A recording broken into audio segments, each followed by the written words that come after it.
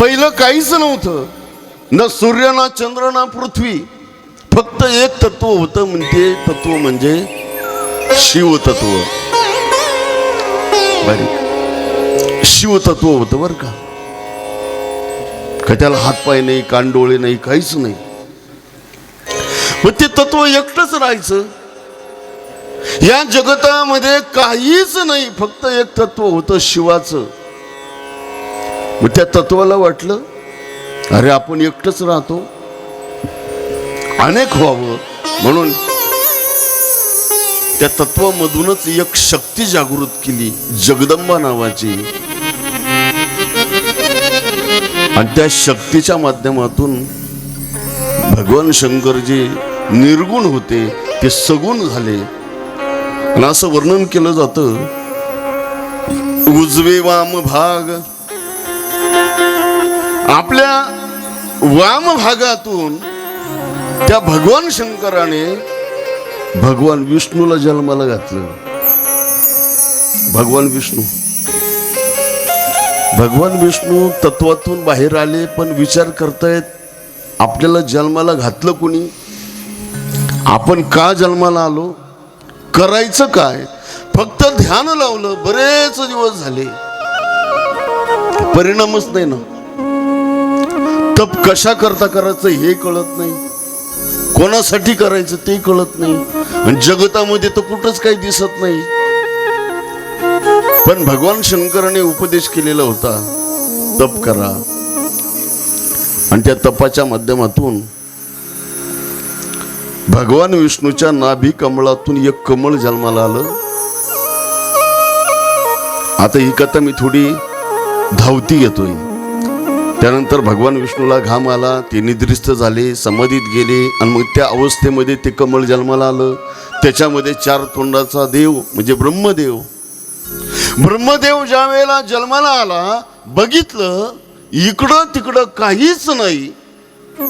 याचा अर्थ या जगतामध्ये मी एकटाच आहे.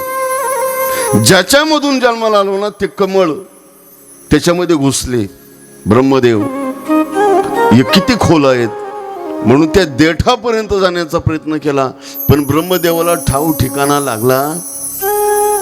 पुन्हा वरती आले कमळामध्ये. भगवान विष्णूंनी सांगितलं, ब्रह्मदेवा मी जन्माला घातलाय तुला. ब्रह्मदेव म्हटले, मला जन्माला कुणी नाही घातलं, मी स्वतंत्र आहे. झाला ना वाद. आणि तेव्हापासून बापाचा मुलाचा वाद सुरू झाला. बाप मुलाला मानत नाही, मुलगा बापाला मानत नाही. शिवपुराण कथेमध्ये भगवान शंकराचा आणि भगवान ब्रह्मदेवाचा वाद तयार झाला. कोण श्रेष्ठ, कोण श्रेष्ठ. अनेक दिवस वाद चालू राहिला, आणि तेवढ्यामध्ये एक तेज प्रगटलं. दोघे बघू लागले, अरे ज्या अर्थी तेज दिसत ना, त्या अर्थी आपल्या अगोदर कुणीतरी आहेत. मग एक काम करू ना आपण, ब्रह्मदेवा तुम्ही वर शोधत शोधत जा, आणि मी खाली शोधत शोधत जातो. आता ब्रह्मदेव निघाले वर, त्या तेजाच्या माध्यमातून वर शोधत शोधत. भगवान विष्णू निघाले खाली. ब्रह्मदेव ज्या वेळेला वरती निघाले ठाव लागत नाही, भगवान विष्णू खाली निघाले, खाली ठाव लागत नाही. पण ज्या वेळेला ब्रह्मदेव वर चालले होते ना, वर जाता जाता वरून एक फुल खाली येत होतं, केतकीचं. किती वर्ष गेले असतील निघून, ठाव ठिकाणा लागत नाही. पण आता त्यांच्यामध्ये दोघांमध्ये पण लागला होता, ज्याला ठाव लागेल या जगतामध्ये तो श्रेष्ठ. ब्रह्मदेवाला ठाव लागला तर ब्रह्मदेव श्रेष्ठ, भगवान विष्णूला ठाव लागला तर भगवान विष्णू श्रेष्ठ. तेवढ्यामध्ये ते फुल आलं ना खाली, केतकीचं. ब्रह्मदेव म्हटलं, तुम्ही वरून आले का? म्हटले हो. किती वर्षापासून येतोय खाली मी. म्हटले मग माझं एक काम कर, भगवान विष्णू जर भेटले तर माझ्या बाजूनी साक्ष दे. म्हटले काय साक्ष द्यायची? का मी शेवटपर्यंत कळसापर्यंत गेलो होतो, आणि मग त्या फुलाला घेऊन ब्रह्मदेव भगवान विष्णूकडे आले आणि भगवान विष्णूला सांगितलं, मला ठाव लागला, खोटं वाटत असेल केतकीच्या फुलाला विचारा. आणि दोघांचा भाव बघितला आणि ते तेज होतं ना, तेज, त्याचं रूपांतर भगवान शंकरामध्ये झालं. भगवान शंकराने सांगितलं, तूही श्रेष्ठ नाही आणि तूही श्रेष्ठ नाही, पण ब्रह्मदेवा तू कपट केलं. भगवान विष्णूने मात्र मान्य केलं, मला काही ठाव लागला. म्हणून भगवान शंकराने त्या ब्रह्मदेवाला शाप दिला, कपट केलं ना, मृत्यू लोकामध्ये ज्या वेळेला सृष्टी तयार होईल, सृष्टी निर्मितीला जरी तू कारणीभूत ठरला, पण तुझी पूजा कोणीही करणार. आता त्या केतकीच्या फुलाचा पुढे इतिहास आहे, ते नंतर सांगेन. म्हणून आपल्या भारत देशामध्ये फक्त एक ठिकाण जर सोडलं, ब्रह्मदेवाची पूजा, ब्रह्मदेवाचं मंदिर पिंपळनेरमध्ये आहे का? नाही का? डकांब्यामध्ये तिकडं पण नाही का? तुमच्या जळगावला ब्रह्मदेवाचं, जळगाव, डकांबन, पिंपळनेर सोडा, भारत देशामध्ये फक्त एकच ठिकाण आहेत आणि ते म्हणजे पुष्कर. तेवढंच एक ब्रह्मदेवाचं मंदिर. आणि मग भगवान शंकराने सांगितलं, ब्रह्मदेवा आता सृष्टी विस्ताराला सुरुवात करा. ओम नमः शिवाय, हरि ओम नमः शिवाय.